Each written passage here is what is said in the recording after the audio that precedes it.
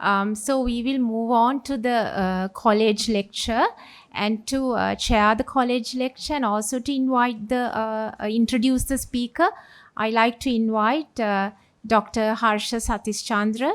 He is the immediate past president of the Sri Lanka College of Internal Medicine. Good afternoon, everyone. As the immediate past president of the Sri Lanka College of Internal Medicine, it gives me great pleasure in introducing the speaker today. She is Dr. Dilusha Lamabadusuriya, MBBS, MD, MRCP, specialist in internal medicine, visiting lecturer at the University Hospital, Kothawala Defence University. Currently, she is the honorary joint secretary of the Sri Lanka College of Internal Medicine.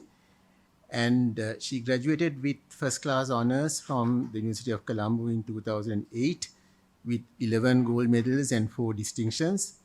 She completed her MD Medicine in 2014, MRCP UK in 2016, MRCP Specialty Certificate Examination in Geriatrics in 2017.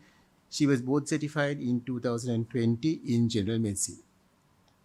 She had a foreign training of 2 years as registrar in geriatric medicine at the Norfolk and Norwich University Hospital, UK, and a further 2 years as a consultant in geriatric medicine in the same hospital. She is going to talk to us on a very interesting and timely topic, changing climates in the tropics, the impact on health. Over to you, Dilusha. Thank you very much, sir, for that kind introduction. And my thanks to the Ceylon College of Physicians for giving me the opportunity to deliver this college lecture. I consider it an honor and a privilege. Thank you.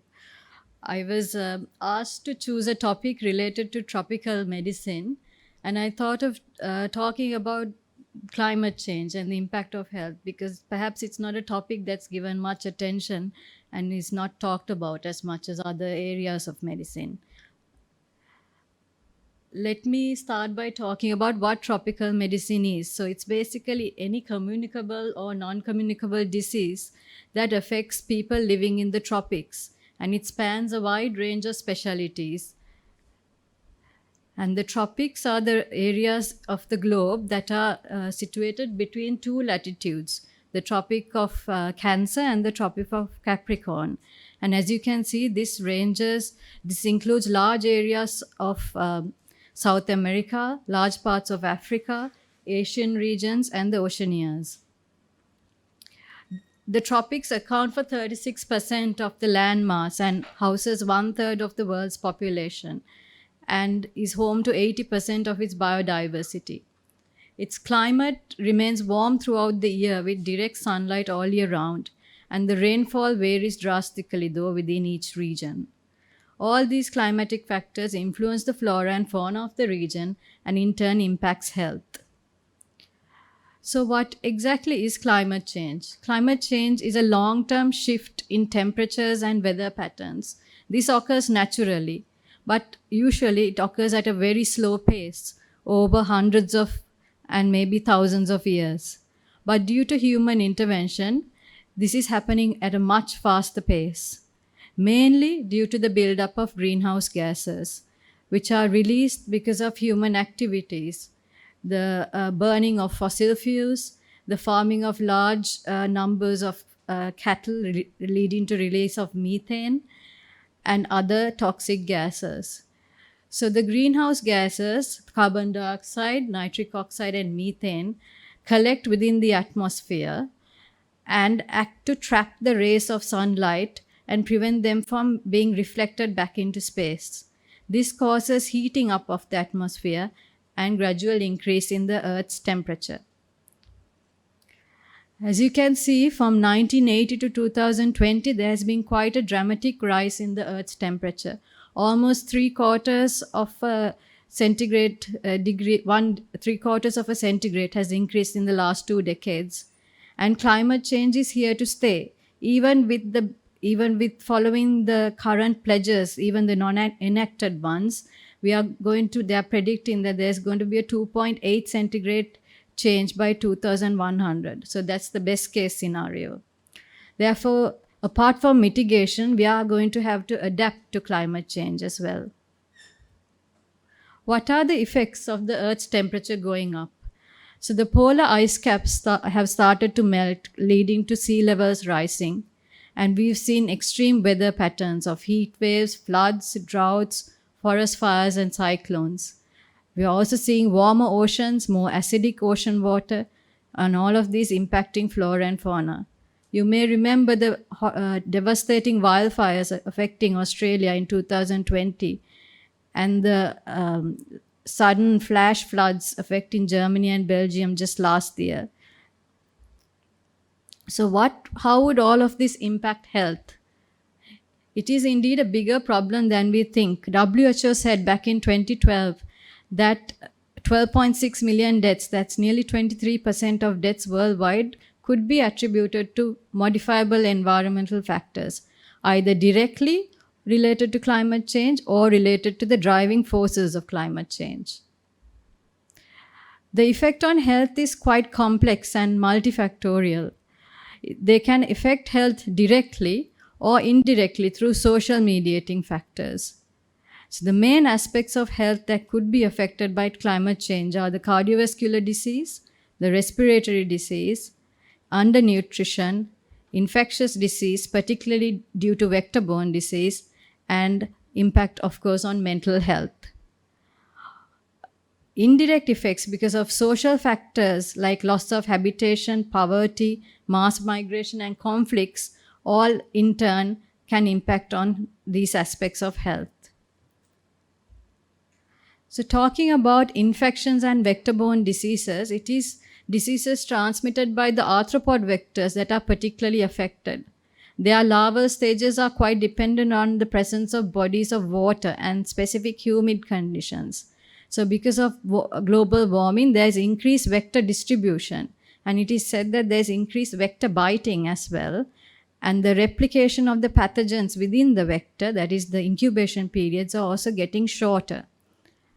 This is leading to epidemics of arthropod-borne vector diseases in places we never saw before. The malarial epidemic fringe is predicted to shift downwards, southwards in sub-Saharan Africa, and environments suitable for malarial transmission are being seen in Europe, temperate Asia, and in the US. Arbovirus infections are also being affected. There's latitudinal shift and spread of and outbreaks of dengue fever have been reported in the States, France, and Italy. The 2015 Zika virus outbreak in South and Central America and the Caribbean is thought to be related to the El Niño weather phenomenon that occurred immediately preceding it in 2015. This climate change is also affecting the tick-borne diseases. The warmer winters and increasing humidity are allowing the ticks to propagate in more northern areas of North America and Europe, leading to spread of Lyme disease. And the same is applicable to rickettsiosis. Other infections are getting more common as well. Helminthic infections spread faster in warmer climates and in conditions of frequent flooding. And the same goes for waterborne diseases such as cholera, cryptosporidium, and norovirus. So the second main impact on health is due to undernutrition. With climate change, there is negative effects on the agriculture. More droughts, more floods lead to destruction of crops, and more pests and disease outbreaks and land degradation all lead to a sparsity of food. And adverse weather conditions disrupting the transport and delivery of food chains also can lead to undernutrition, particularly in the most vulnerable groups, such as the extremes of age.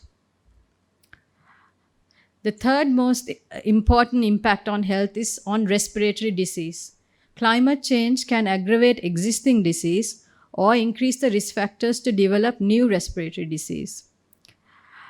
The triggers are thought to be the extreme weather, either very hot or very cold conditions, the increase in pollen in the environment, and air pollution. Pollen is thought to increase its immunogenicity due to higher temperatures, and higher quantities of pollen are being produced more than ever before. And the geospatial distribution of pollen is also getting wider, and the pollen seasons are getting longer. Asthma can be triggered by the excess ozone in the environment, and particularly the presence of particulate matter, which I will talk about more later on. Though COPD is closely linked to indoor air pollution, there is conflicting evidence whether outdoor air pollution can directly trigger or cause COPD. However, there is quite firm evidence that lung cancer is related to nitric oxide, sulfur dioxide, and particulate matter 2.5 exposure, and is classed as a human carcinogen now. With regards to respiratory infections, again, there are weak associations with climate change, warmer climates causing increase in the spread of respiratory infections, and particularly extremes of climate. But there are only few epidemiological studies showing this association. With regards to air pollution, this is indeed a big problem. It's thought to cause 8.9 million excess deaths for a year, and said to shorten your life expectancy by 6 months if you live in a modestly polluted area, to 1 to 2 years if you live in a heavily polluted area. Ambient air pollution is the 5th biggest risk factor for all-cause mortality, even above risk factors such as low exercise and poor diet. So what causes air pollution? Gases, as I mentioned above, the sulfur dioxide, the carbon dioxide and carbon monoxide, semi-volatile liquids, and particulate matter. Particulate matter is classed into 3 groups depending on the size of the particle. And the source of all of this is predominantly fuel combustion in industries and with vehicle emissions. The particulate matter 10, which is the largest particle, generally doesn't get into the lower airways. It's trapped in the proximal airways and is eliminated by mucociliary clearance, while the particulate matter 2.5 invades deeply up to the level of the alveoli. And it is said the ultrafine particles are even capable of crossing the alveolar capillary membrane and translocating into blood, circulating into your organs, tissues, and even across the placenta into the fetus. So the presence of ultrafine particles and particulate matter 2.5 within the alveolus triggers an inflammatory reaction and activates the immune system through innate immunity, adaptive immunity, and causes direct damage because of reactive oxidant stress. These all lead to development of asthma, COPD, lung cancer, and even lung fibrosis. This diagram shows how particulate matter as well as gases can cross through the placenta, enter the fetus, and trigger immune reactions in a developing lung, affecting even the fetal lung development due to oxidative stress. This effect is carried on as the child is growing up and exposed with further exposure to these pollutants, leading to asthma, wheezing, eczema seen in much younger age groups, even in children less than 2 years. So the process starts even in the womb. The other, perhaps less well known but still quite established fact is the clear association of air pollution with cardiovascular disease. There are established links with coronary artery disease, arrhythmias, cardiac arrest, and stroke. Exposure to particulate matter has both acute effects such as increased heart rate, arrhythmias, increased blood pressure, and more chronic sustained effects due to increased atherosclerotic processes. The key pathophysiology in this case, as what we saw in the lung, is increased oxidative stress and inflammation. So the particulate matter entering into the lungs causes local lung inflammation, but it releases inflammatory mediators into your bloodstream, leading to effects on your heart, vasculature, and the blood. There is also activation of the neuroendocrine system and particle translocation into the bloodstream, leading to effects. This is more clearly explained in this diagram. So particulate matter within the alveoli causes an oxidative stress and an inflammation, which spills over to your blood and has a systemic effect. It activates the adipokines in your fat tissue, leading to insulin resistance and dyslipidemias. It causes endothelial dysfunction and initiates atherosclerosis or aggravates the progression of atherosclerosis and increases the vulnerability of the atherosclerotic plaque. It also affects your clotting and increases thrombogenicity by increasing clotting factors and decreasing the fibrinolysis process.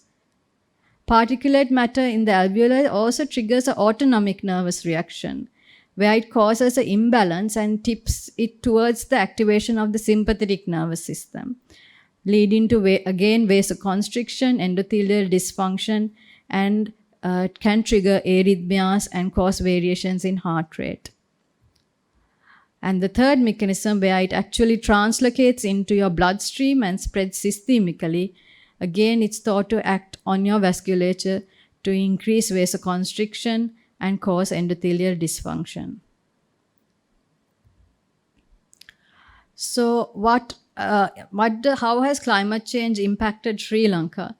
There are 3 reports that I could find where they have assessed at what risk the Sri Lanka is at from climate change, as well as what mitigation adaptation strategies that are planned and are being adopted.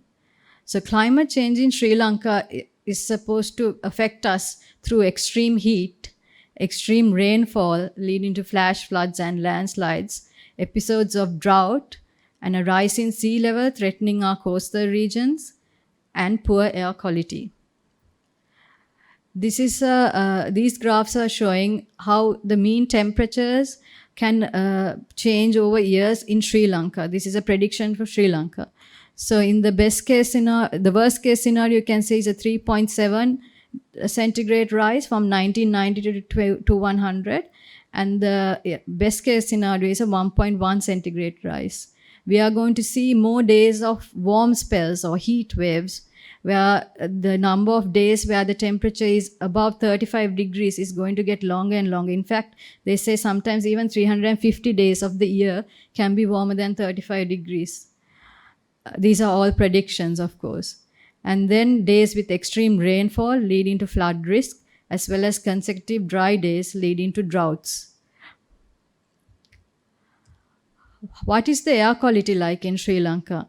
As far as I could find, there is only one air quality index monitor in Sri Lanka, and that's based in Colombo. And the universal air quality index is graded from good to hazardous. And as you can see in this, I took this screenshot yesterday. The general air quality in Colombo average is ranging from yellow to red, and red being unhealthy, where even no one who is not vulnerable, anyone without a respiratory disease even, should limit prolonged outdoor exertion. I found one study which said that the particulate matter 2.5 is 4.6 times higher in Colombo air than the recommended level. And the main source of pollutant is vehicular emissions, accounting for more than 60%. So what are we to expect in our health system due to all of this? We are going to see an additional strain from thermal stress, poor productivity, and increased heat-related events like heat strokes. We are going to see vector-borne diseases and waterborne diseases, which we thought were something of the past, but it's probably going to recur in cycles due to this climate change. We are going to see increased incidence of respiratory disease and more accidents and trauma due to adverse weather conditions. And malnutrition is going to rear its ugly head again. And with all of this, air pollution is going to add an additional risk factor to the already accumulating tsunami of risk factors for cardiovascular disease.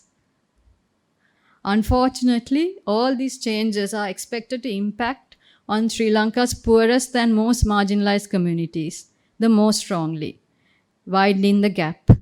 However, whatever class of society you're in, I don't think we would be able to escape the air quality and the impact on cardiovascular and respiratory health. This inequality is true globally. The world's top emitters of carbon dioxide are the high-income countries. But climate change places an undue burden on the countries that are least responsible and also least able to respond due to poor resources. So low and middle income countries are experiencing the impacts in multifold and also simultaneously. So the management of these adverse health outcomes is complex and it's multidisciplinary and requires an integrated approach. We have to think of slowing down global warming by reducing greenhouse emissions and increasing carbon sequestration, and take action on the events that link climate change to disease to try and loosen the association and lessen the risk of developing disease. And we try to strengthen the public health systems to deal with adverse outcomes.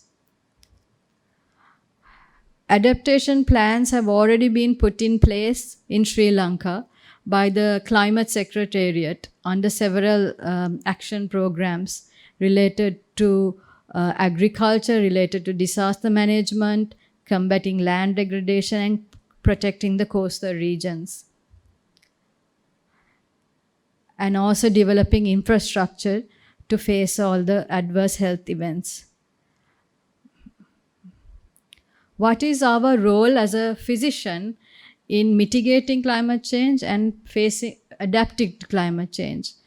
I suppose we can play an advocacy role and be involved in national policy planning, highlighting the health impacts of climate change and the importance of addressing this. We can promote green policies in our professional colleges, in the hospitals that we work in, even simple things like looking into waste disposal in our hospitals, and also in the universities that we work at. We can start teaching it. As a health educator, we can let our patients know, our students know, and educate the allied health professionals as well with regards to combating and mitigating climate change. We can also play a role as an individual to reduce our own carbon footprint. These things are difficult to do, I know, but we should always try to make an attempt to drive less, fly less, eat less red meat, waste less, buy locally, and try to use renewable energy. Let me finish by leaving this quote by Professor Anthony Costello, who published in the Lancet Commissions in 2009 on managing the health effects of climate change. He said that climate change is the biggest global health threat of the 21st century. Thank you.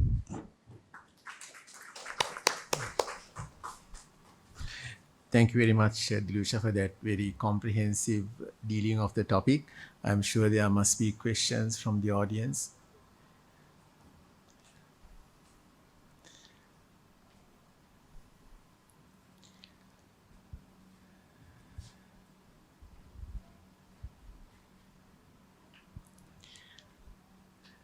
Just one question from me, if you don't mind. Yes. Now, I think increasingly people are going to live in polluted cities. And as you pointed out clearly, there will be changes in the lung that occur following exposure to the toxic particles. How far are those changes reversible if a person is removed from that environment? Are there some effects that are irreversible, or are some of them reversible? I suppose looking at the pathophysiology of how the particulate matter brings about change in the lungs, if we intervene at an earlier stage in the cycle before there's permanent fibrosis or anything sets in, there are probably reversible changes, but it also triggers atherosclerosis. So if you control the risk factors and limit the exposure, the progression of the atherosclerosis can be limited to some extent. They say that wearing the N95 masks actually protect you from inhaling the particulate matter 2.5. So indirectly, the COVID epidemic may have done us some good in the last 2 years to protect us from these air pollutants. Thank you. Are there any more questions from the audience? We don't have any questions from our online participants either, but there is a comment for you saying brilliant lecture. So thank you, Dilusha. It was a very timely and an interesting presentation. May I invite Dr. Harsha Satish Chandra to give you the token of appreciation from the two colleges.